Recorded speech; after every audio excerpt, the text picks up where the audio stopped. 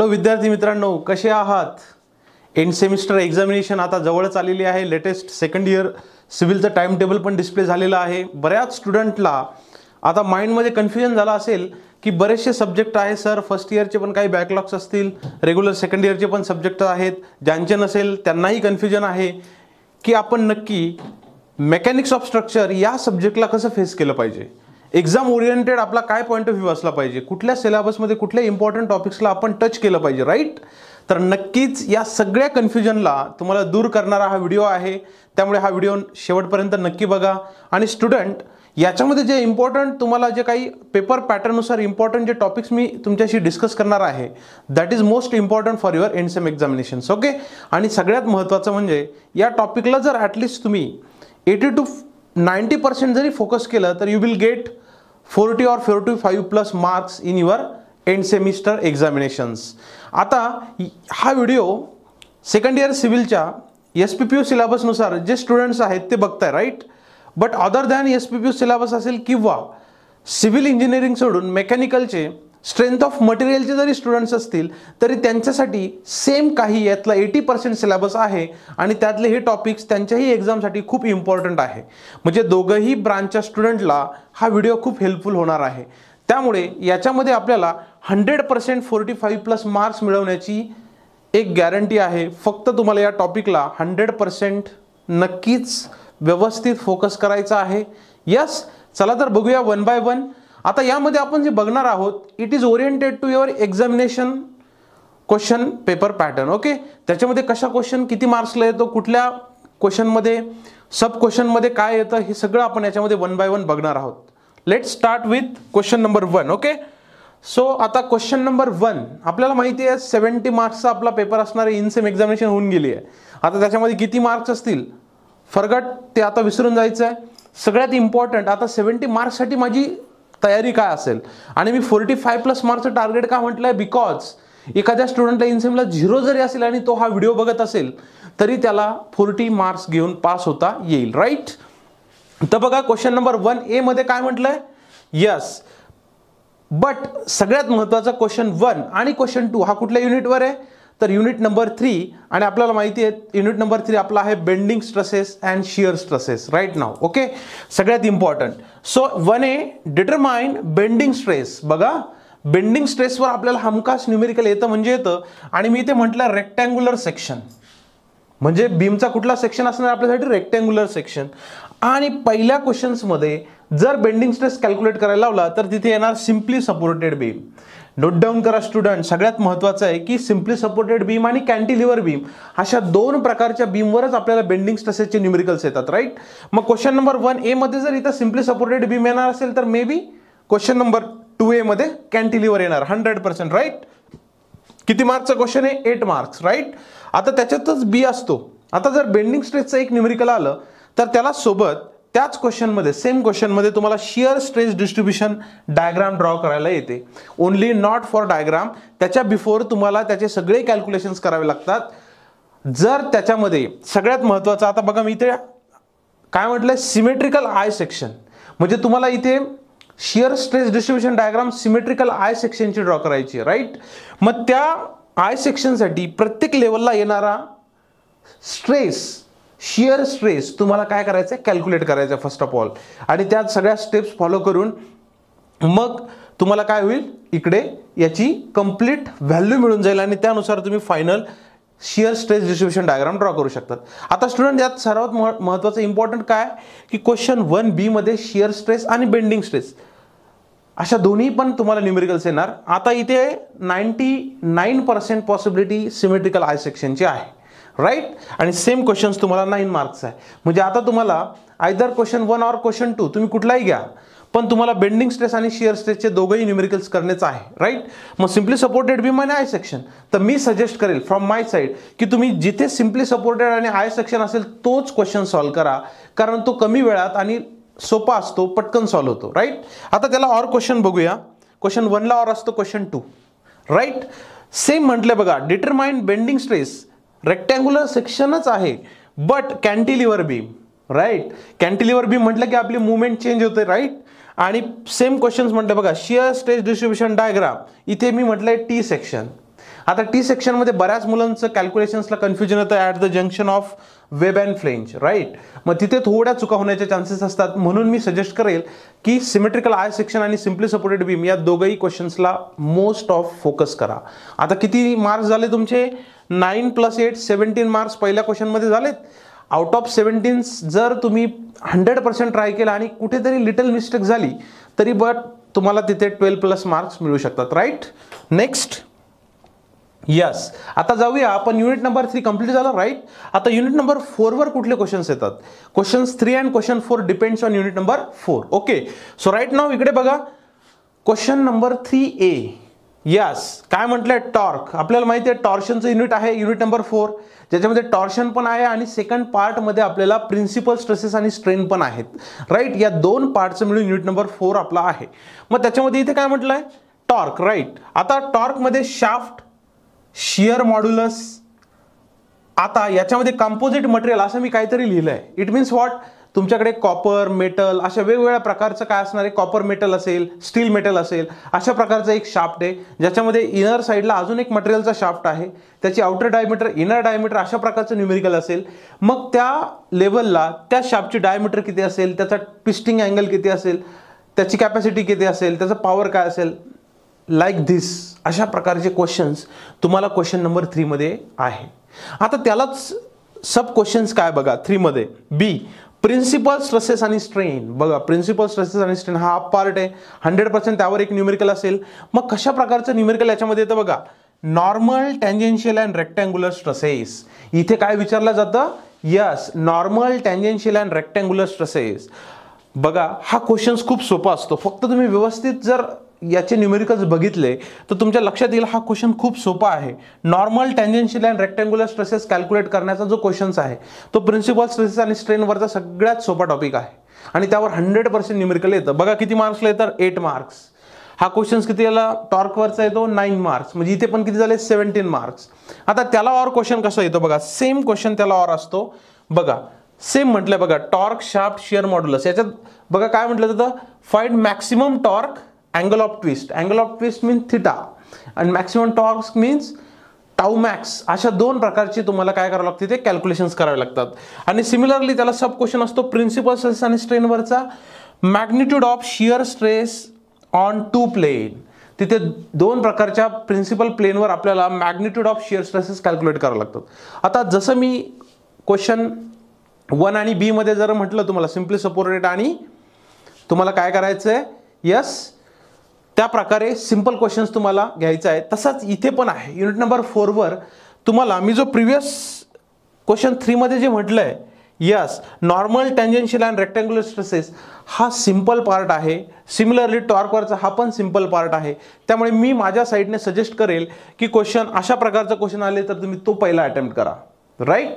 म्हणजे आयदर 3 और 4 मध्ये जर चॉईस घ्यायची असेल तर या क्वेश्चन्सला मी चॉईस देईल, कारण याचे न्यूमेरिकल समजायला सोपे, सॉल्व्ह करायलाही सोपे आहेत. बघा इथे किती झाले? 17 marks. Same 17 out of near about 12+ marks तुम्हाला मिळू शकतात. किती पण समजा लिटल बिट मिस्टेक झाली, कुठे युनिट लिहायचं राहून गेलं, XYZ स्टेप राहून गेली, तरी 12+ मार्क्स तुम्हाला इथे मिळू शकतात. म्हणजे प्रिव्हियस क्वेश्चन मध्ये 12, इकडे 12, किती झाले? Yes, 24 marks. ओके, चला नेक्स्ट इकडे बघा. आता जाऊया आपण युनिट नंबर 5 कडे. यस, आता आपल्याला माहिती आहे युनिट नंबर 5 कशावर आहे आपलं? End conditions of column and eccentrically loaded column, right. Various end conditions of column and eccentrically loaded column. आता आपल्याला माहिती आहे सगळ्या 4च्या 4 एंड कंडिशन्स आपल्या तोंडपाठ असायला पाहिजे. त्याचा प्रत्येकाचा लेंथ LE इफेक्टिव्ह लेंथ आपल्याला कॅल्क्युलेट करता आली पाहिजे, माहीत पाहिजे. Yes, it depends on your various end conditions. जसं की both end are fix, both end are hinge, one end are fix, other free, one end are hinge, other is fix. अशा 4ही कंडिशनचा LE आपला पूर्ण तो टेबल कॅल्क्युलेट पार्ट झाला पाहिजे, right. मग बघा कसा क्वेश्चन्स येतो. याच्यामध्ये 3 सब क्वेश्चन्स असतात 6 मार्क्सचे. आपल्यासाठी खूप चांगलं आहे. जेवढे सब क्वेश्चन्स ना तेवढं आपल्याला मॅक्सिमम मार्क्स घेता येतात. कारण बघा जर 9 मार्क्सचा एकच न्यूमेरिकल चुकला तर आपले 9 पैकी 3-4च मार्क्स आपल्याला मिळू शकतात स्टेपचे. जास्तीत जास्त 4 मार्क्स मिळू शकतात, बट 5 मार्क आपले जातात. पण इथे आपल्याला चान्सेस असतात, सब डिवायडेड क्वेश्चन्स असतात, म्हणून सब क्वेश्चन्स असेल तर अजून चांगलं, राईट. बघा 6 मार्काचे 3 क्वेश्चन्स येतात, म्हणजे टोटल 18 मार्क्सचा हा तुमचा काय असेल? क्वेश्चन्स असेल. युनिट जे तुमचं 5 आणि 6 आहे ते टोटल 18 मार्क्स आहे, राईट. मग मला सांगा इकडे काय आलंय बघा, न्यूमेरिकल्स ऑन इलर्स फॉर्म्युला. बघा मी इलर्स फॉर्म्युला पण लिहून ठेवला. बऱ्याच स्टुडंटला जर कन्फ्युजन असेल की रँकिन फॉर्म्युला आणि इलर्स फॉर्म्युला काय असतो, राईट. मग इलर्स फॉर्म्युल्यामध्ये आपण काय करतो, यस तो लोड फाइंड करतो बाय इलर्स फॉर्म्युला. त्याला आपण डिनोट करतो P suffix capital E. So pi square E आहे आपण एल स्क्वेअर. याच्यावर 100% न्यूमेरिकल असतं म्हणजे असतं स्टुडंट. त्याच्यामुळे डेफिनेटली इलर्स फॉर्म्युल्यावरची न्यूमेरिकल्स तुम्हाला करून जाणंच आहे. बघा त्याच्यात परत सब क्वेश्चन्स बीला काय तर Rankine formula PC crippling load, right. आपण त्याला crippling load by Rankine formula म्हणतो, राईट.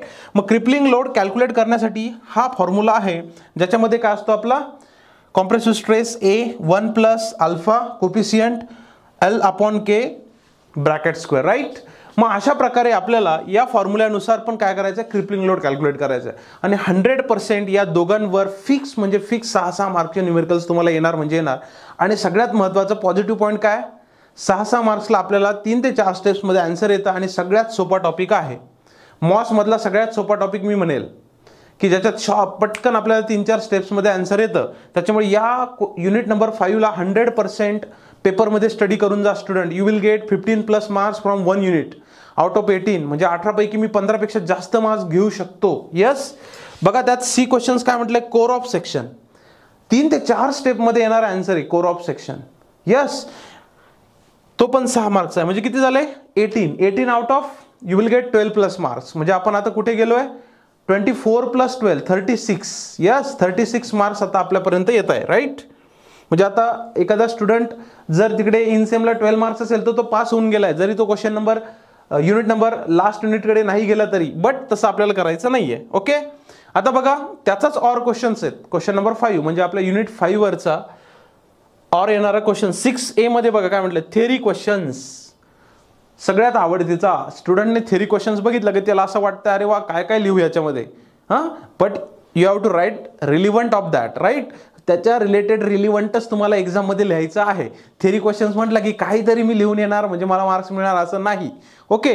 सो थेरी क्वेश्चन्समध्ये बघा पॉसिबिलिटी कशाची जास्त आहे ते मी तुमच्याशी शेअर करतोय. अजम्पशन्स इन इलर्स थिअरी, ते सगळे 5च्या 5 अजम्पशन्स आहेत ते लिहून काढायचे. शेवट फॉर्म्युला पण ड्रॉ करून या, राईट. नंतर काय म्हटलंय, जर तसं नाही आलं तर काय येऊ शकतात, various end conditions of columns. Yes various end condition, ज्या 4 एंड कंडिशन्स मी मगाशी डिस्कस केल्या त्याची डायग्राम्स, त्याच्या पुढे येणारा फॉर्म्युला, क्रिपलिंग लोडचा फॉर्म्युला, हे सगळं तुम्हाला काय करायचंय तिथे लिहून यायचं आहे. म्हणजे तुम्हाला किती मार्क्स मिळू शकतात, यस 6 मार्क्स. ओके. आता त्याला सब क्वेश्चन्स काय त्याच्यामध्ये बघा, numerical on Rankine formula PC is equal to, बघा सेम फॉर्म्युला मी इथे ड्रॉ केलाय. म्हणजे रँकिन फॉर्म्युल्यावर 100% दोघंही क्वेश्चन्समध्ये न्यूमेरिकल आहे म्हणजे आहे. म्हणजे मला सांगा किती फिक्स झाला आपला टॉपिक आता, की या टॉपिकचं न्यूमेरिकल मी करून जाणार म्हणजे जाणार, मला एक्झामला येणार म्हणजे येणार, राईट. म्हणजे तिथे पण मला तो 6 मार्क्सचा क्वेश्चन आहे. आणि त्याच्यात सी क्वेश्चन काय असतो, जिकडे आपल्याला कोर ऑफ सेक्शन म्हटलं होतं इथे काय बघा, maximum and minimum stresses eccentrically loaded column. Yes ज्याच्यामध्ये आपल्याला ईची व्हॅल्यू कन्सिडर करून कॅल्क्युलेशन्स करावं लागतात. EX अँड EY बोथ डायरेक्शन्सला. म्हणजे आपण EX आणि EY हा ॲक्सिसच्या वर आहे की खाली आहे, वाय ॲक्सिसच्या लेफ्टला आहे की राईटला आहे, अशा प्रकारे आपल्याला काय करावं लागतं, त्याच्या प्लस मायनस साईन घेऊन मग काय करावं लागतं, तो कॅल्क्युलेशन्स करावं लागतात. तर मी सजेस्ट करेल, जसं मी क्वेश्चन 1-2 मध्ये क्वेश्चन 1 सजेस्ट केला, क्वेश्चन 3-4 मध्ये क्वेश्चन 3 सजेस्ट केला. 3 मीन्स त्याच्यामध्ये काय विचारलंय त्यानुसार कदाचित असंही होऊ शकतं, क्वेश्चन 1 मध्ये सिम्पली सपोर्टेड बीम होती, बरोबर. तर तुमच्या नेक्स्ट येणाऱ्या एक्झामिनेशनमध्ये क्वेश्चन 2A मध्ये पण सिम्पली सपोर्टेड बीम येऊ शकते. म्हणजे याचा अर्थ असा आहे की क्वेश्चन 1 मध्ये मी जे जे टॉपिक्स मेन्शन केले त्या टॉपिकला फोकस करा. मे बी ते क्वेश्चन 2 मध्ये पण येऊ शकतात. क्वेश्चन 2 मध्ये आत्ताचे जे दाखवलेले टॉपिक्स ते 1 मध्ये येऊ शकतात. यस मीन्स त्या टॉपिकला फोकस करा. यस तर या दोघंही क्वेश्चन्समध्ये मी सजेस्ट करेल की 6A मध्ये जे जे टॉपिक्स मी मेन्शन केलेत याला 100% फोकस करा. हे सोपं आहेत. यावरचे न्यूमेरिकल्स पण सोपे आहेत, रँकिंग फॉर्म्युल्याच्या दोघां ठिकाणी येणारच आहेत, राईट. आणि राहिला तरी क्वेश्चन्स, यस म्हणजे आपली इथे मार्क जाण्याचे चान्सेस नाही आहेत. म्हणजे 6 + 6 + 6 18 आउट ऑफ 18. या ठिकाणी तुम्हाला 12 काय 15+ मार्क्स पण मिळू शकतात. सो 36 + 12 किती झाले 48 मार्क्स. बघा 48 मार्क्स तुम्ही लिहून येऊ शकता, म्हणून लगेच 48 मिळतील असं नाही. यस चला आपलं लास्ट युनिट बाकी आहे अजून. यस, लास्ट युनिट कशावर आहे? Slope deflection. हे थोडं स्टुडंटसाठी जड जाणारं युनिट आहे, थोडं डिफिकल्ट आहे. मुलं याला थोडं ऑप्शनला सोडतात, बऱ्याचदा असं होतं. पण मी सांगेल ऑप्शनला सोडू नका. तुम्हाला इथनं पण मिनिमम 10 मार्क्स पण घेऊन यायचे आहेत. कसे ते बघूया. यस, बघा 7A मध्ये काय म्हटलं? Slope deflection by Macaulay's method. 100% हे दोन क्वेश्चन्स दोघंही क्वेश्चन्समध्ये येतात. म्हणजे 7AB अँड 8AB. म्हणजे बघा 7AB आणि 8AB या दोघं ठिकाणी सेम क्वेश्चन येणार असेल तर मी त्या दोन क्वेश्चन्सलाच फोकस करून जर एक्झामला गेलो तर मला आयदर 7 मधला सोपा वाटला किंवा आयदर 8 मधला सोपा वाटला, कोणताही घेतला तरी मी त्याच मेथडॉलॉजीने, त्याच स्टेप्सनी तसंच न्यूमेरिकल मला सॉल्व्ह करायचं. Yes or no? आत्तापर्यंत आपण जे क्वेश्चन्स बघितले प्रत्येक ठिकाणी थोडं चेंज होत होतं, पण इथे नाहीये. बघा slope deflection by Macaulay's method काय म्हटलंय? Simply supported beam. तुम्हाला 2 स्पॅन सिम्पली सपोर्टेड बीम येईल. 2 स्पॅन मीन्स व्हॉट? एंड स्पॅनच्या मध्ये एक इंटरमिडिएट स्पॅन असतो, सपोर्ट असतो, त्याच्यामुळे ते 2 स्पॅनचे होतात. जसं A to B, B to C. अशा प्रकारच्या बीमवर तुम्हाला काय कॅल्क्युलेट करायचं आहे? या slope deflection by Macaulay's method. Right, Macaulay's मेथडवरचा म्हणजे जो डेरिव्हेटिव्हचा आपल्याला EI d²y/dx², EI dy/dx and EI y अशा 3 स्टेपमध्ये आपण ते सॉल्व्ह करत असतो. राईट. सेम आता त्याच्यातच सब क्वेश्चन्स बी कशावर बघा? Unit load method. Yes, engineering मॅकॅनिक्समध्ये आपण ट्रस सॉल्व्ह करत होतो कशाने? जॉईंट मेथडनी. त्याचे एक एक जॉईंट घेऊन जसे त्याचे मेंबर फोर्सेस कॅल्क्युलेट करत होतो, सेम अशाच प्रकारचा ट्रस येतो जो तुम्हाला या स्क्रीनवर दिसतोय. बघा फक्त 3 मेंबर ट्रस आहे. किती? 3 मेंबर ट्रसच तुम्हाला एक्झामला येणार, म्हणजे येणार अशाच प्रकारचा. याच्यामध्ये 2 सर्वात महत्त्वाच्या कंडिशन्स आहेत. ते म्हणजे काय? बघा इकडे व्हर्टिकल डिस्प्लेसमेंट म्हटलंय मी. व्हर्टिकल डिस्प्लेसमेंट याचा अर्थ व्हर्टिकल डिस्प्लेसमेंट जर असेल तर कंप्लीट ट्रँग्युलर शेपचा एक ट्रस तुम्हाला येणार ज्याच्या व्हर्टिकल, समजा मी जर इथे A म्हटलं, इथे B म्हटलं तर हा C पॉइंट असेल आणि तुम्हाला म्हटलं जाईल की determine the vertical deflection at C by joint method. Yes, कुठल्या मेथडनी आहे? Unit load method. आणि त्याच्यातच असतं आपलं जॉईंट मेथड. म्हणजे काय? युनिट लोड मेथडमध्येच आपण त्याला या ठिकाणी युनिट लोड 1 कन्सिडर करतो, त्याच्या बिफोर टोटल त्याच्या सपोर्ट रिॲक्शन्स कॅल्क्युलेट करतो आणि मग तो एक टेबल आणि युनिट लोड मेथडचा एक टेबल, अशा सगळ्या रिॲक्शन्स आपण लिहित असतो. आणि मग त्याचा डिस्प्लेसमेंटचा समेशनचा आपला फॉर्म्युला असतो, तो घेत असतो आणि त्या डिस्प्लेसमेंटनुसार आपण ते दाखवत असतो. तर अशा प्रकारे याच्यामध्ये सगळ्यात इम्पॉर्टंट काय? युनिट लोड मेथड आणि ज्याच्यात व्हर्टिकल डिस्प्लेसमेंट. आता बघा याच्याला और येणारा क्वेश्चन्स कसा आहे? आता 8A मध्ये बघा सेम क्वेश्चन्स आहे. Slope deflection by Macaulay's method, simply supported beam. काही चेंज झाला? काहीच नाही. म्हणजे क्वेश्चन 7A मध्ये जे येणार आहे तेच B मध्ये येणार आहे. फक्त काय होईल? तिकडे A to B, B to B स्पॅनची जी लेंथ असेल इकडे थोडी चेंज होईल, तिकडचा लोड वेगळा असेल, इकडे लोड वेगळा असेल. आणि एक सांगतो, एका क्वेश्चनमध्ये जर पॉईंट लोड आले तर दुसऱ्या क्वेश्चनमध्ये एक UDL आणि एक पॉईंट लोड. म्हणजे समजा इथे अशा प्रकारची सिम्पली सपोर्टेड बीम तुम्हाला येण्याचे चान्सेस असू शकतात. कशी? यस, बघा इकडे असं असेल अशा प्रकारे. आणि जर प्रिव्हियस क्वेश्चन्समध्ये आलं तर अशा प्रकारे तुम्हाला इथे काय येऊ शकतात? इकडे एक पॉईंट लोड, इकडे एक पॉईंट लोड, हा सपोर्ट मिडलचा, इकडे एंडचे सपोर्ट. राईट. तर अशा प्रकारे एवढंच व्हेरिएशन त्याच्यामध्ये असेल, but methodology is same. Right. आणि बघा जसं इथे व्हर्टिकल डिस्प्लेसमेंट म्हटलं होतं तसंच आता सेम युनिट लोड मेथडनी आपल्याला बाय हॉरिझॉन्टल डिस्प्लेसमेंट. मग हॉरिझॉन्टल डिस्प्लेसमेंट म्हटलं की व्हर्टिकल डिस्प्लेसमेंटमध्ये येणारा ट्रँग्युलर ट्रस त्यालाच उलटं करायचं. काय होतो? Inverted triangle. बघा इन्व्हर्टेड ट्रँगल दिसतंय.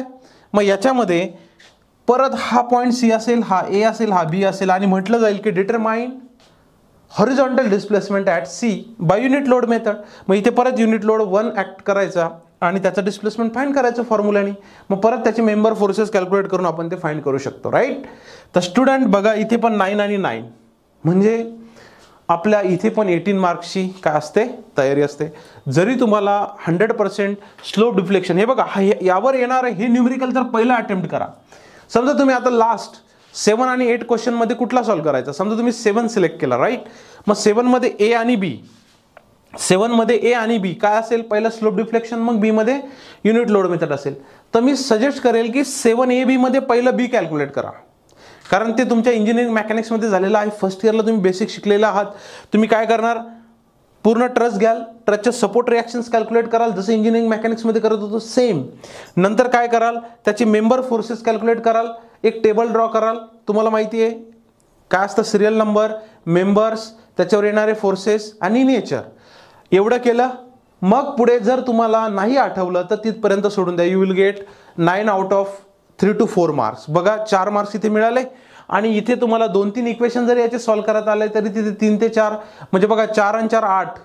आणि जर एखाद्याने पुढे ट्राय केलास तर 8 + 2 10 मार्क्स त्याला इथे कमीत कमी मिळू शकतात. जे मी तुम्हाला सुरुवातीला बोललो होतो की लास्ट युनिटमधून आपल्याला काय करता येईल, 10 मार्क्स मिळवता येईल. आता बघा याच्यामध्ये अजून तुम्हाला फुल out of 9 out of 9 marks घेता येईल. जसं तुम्ही सपोर्ट रिॲक्शन्स कॅल्क्युलेट केला, त्याच आहे त्या प्रेझेंट कंडिशननुसार त्याचे मेंबर फोर्सेस काढले, करेक्ट, त्याचा टेबल ड्रॉ केला. नेक्स्ट स्टेप काय करायची, काहीच करायचं नाही, फक्त सगळे लोड रिलीज करायचे, कुठल्याही प्रकारचे लोड नाहीये असं दाखवायचं. त्याचे जे रिॲक्शन्स आहेत तेवढ्या ठेवायच्या.